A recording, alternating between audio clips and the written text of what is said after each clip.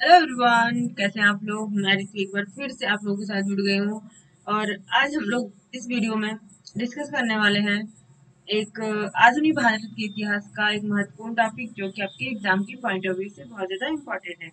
तो चलिए दोस्तों, देख लेते हैं बिना किसी देरी के आधुनिक भारत का जो टॉपिक है वो मैंने इस प्रकटम जो बुक है उसके लिया है। तो देखते हैं हम लोग।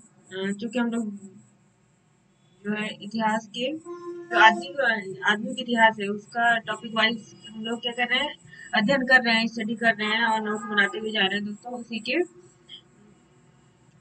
थ्रू मैंने ये टॉपिक लिया है 1916 का। 1916 में आपका होम रूल लीग भी आता है। 1916 में लखनऊ समझौता भी होता है दोस्तों। जो लखनऊ समझौता भी होता है, तो ये एग्जाम के पॉइंट ऑफ व्यू से बहुत ही ज्यादा इम्पोर्टेंट है। तो चलिए स्टार्ट करते हैं बिना किसी देरी के और देख लेते हैं कि लखनऊ समझौता क्या था और क्या इसमें पूरी जानकारी देख लेते हैं। ठीक है, यह समझौता जो था वो 1916 लखनऊ में होता है। कहाँ पे होता है दोस्तों? 1916 में लखनऊ में होता है। और किसके किसके बीच किया गया है?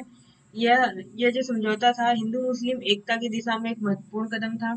जो हिंदू मुस्लिम था, जो उस टाइम हिंदू मुस्लिम थे, है ना, हिंदू प्लस मुस्लिम, उसकी एकता में इस समझौते ने एक महत्वपूर्ण कदम निभाया। और तिलक के प्रयासों के कारण यह संभव हो सका। जो लोकमान्य तिलक थे, हमारे बाल गंगाधर तिलक, जिनको लोकमान्य तिलक भी कहा जाता है ना। और उनको कुछ लोगों ने अशांति का जनक भी कहा है ना। तो उनके द्वारा ही ये समझौता क्या है, मुमकिन हो सका। इसके द्वारा ऐसे ऐसे दो संगठनों ने ब्रिटिश सरकार के समक्ष राजनीतिक सुधारों की जो है आम योजना रखी। यानी कि जो ब्रिटिश सरकार थी उसके सामने इन दोनों अखिल भारतीय जो कांग्रेस थी और मुस्लिम लीग थी, इन दोनों ने क्या की, उन्होंने राजनीतिक सुधारों की एक योजना रखी। और ये जो मॉन्टफोर्ट सुधार लागू करवाने में सफल रहा है दोस्तों। इसको भी आप लोग ध्यान में रखेंगे। और इस समझौते को माना जाता है कि इस समझौते में हिंदू मुस्लिम समस्या का हल माना गया। लेकिन इसी में क्या था, इसी में जो भारत का विभाजन है उसके भावी जो बीज थे वो छुपे हुए माना जाता है ना। ये समझौता आपका कब होता है देख लेते हैं। 29 दिसंबर जो 1916 को लखनऊ के अधिवेशन में ये समझौता होता है। दोनों दोनों जो पक्षों के बीच में राष्ट्रीय इंडियन नेशनल कांग्रेस, भारतीय राष्ट्रीय कांग्रेस और अखिल भारतीय मुस्लिम लीग द्वारा यह समझौता होता है। ठीक है। और 29 दिसंबर 1916 को लखनऊ में पारित हुआ। और जबकि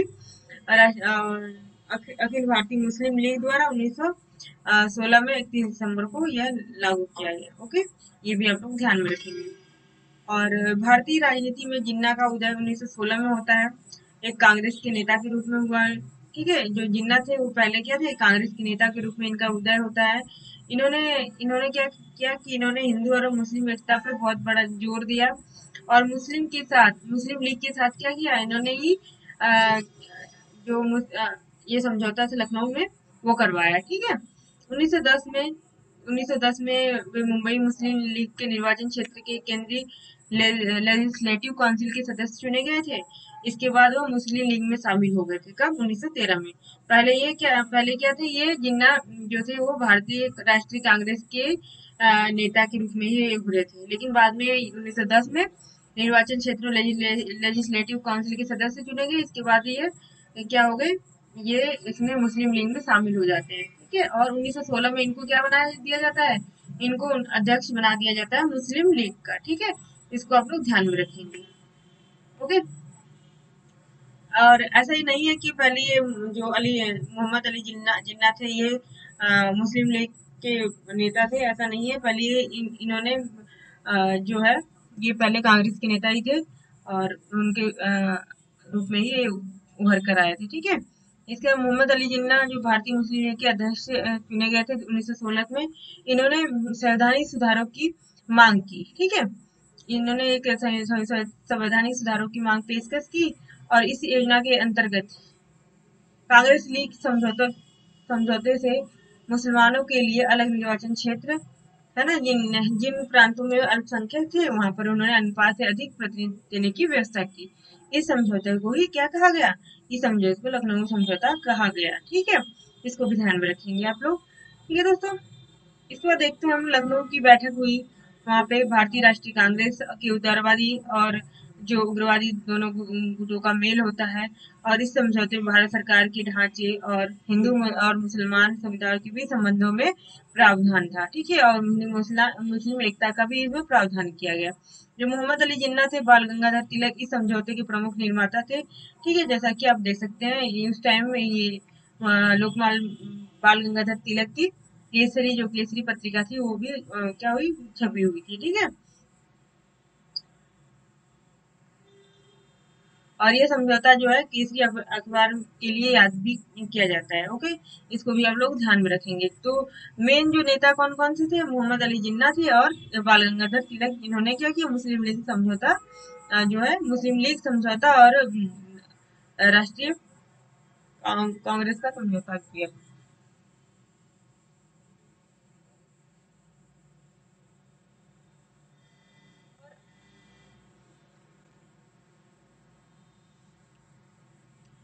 जो जिन्ना थे, जिन्ना जो राष्ट्रीय कांग्रेस के समर्थक थे, परंतु गांधी जी के असहयोग आंदोलन के द्वारा उन्होंने तीव्र विरोध किया। इसी प्रश्न पर कांग्रेस से वह अलग हो गए। ठीक है, असहयोग आंदोलन को नहीं मानते थे गांधी जी के, जो जिन्होंने गांधी जी ने जब असहयोग आंदोलन शुरू किया तो उसका जिन्ना ने विरोध किया और वो कांग्रेस से अलग हो गए। ठीक है, क्योंकि विचारधारा नहीं मिलती है तो इंसान अलग होना ही ज्यादा उचित समझता है। ठीक है ना।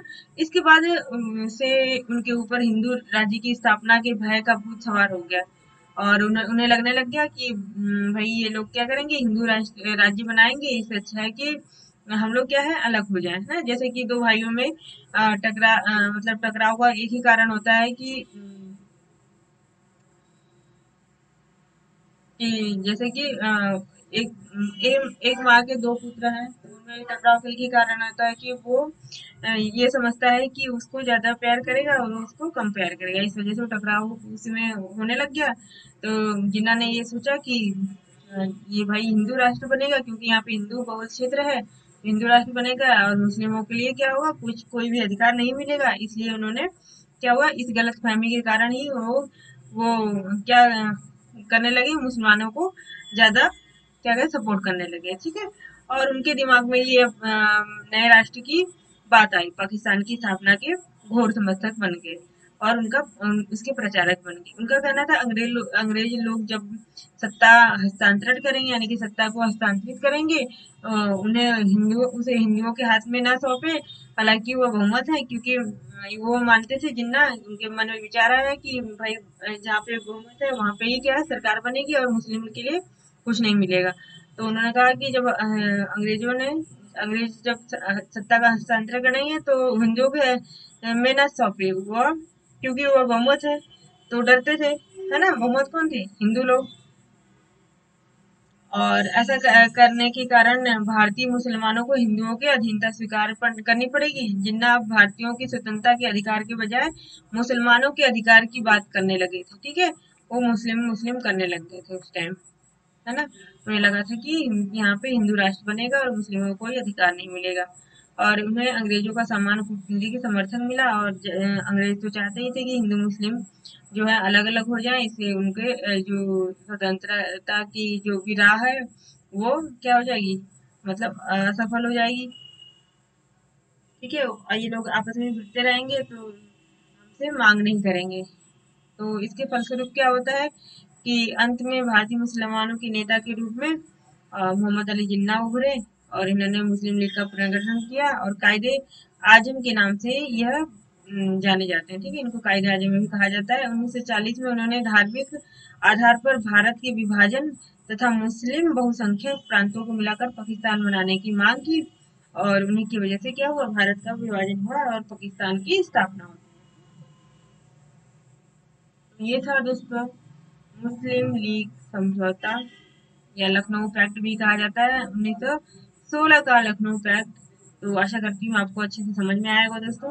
अगर अच्छे से समझ में आया तो आप लोग जरूर कमेंट करिए, और बताइए कि कैसा लगा आपको ये वीडियो। तो आज ही लिखता है, मिलते हैं नेक्स्ट वीडियो में। तब तक के लिए गुड बाय। ठीक है।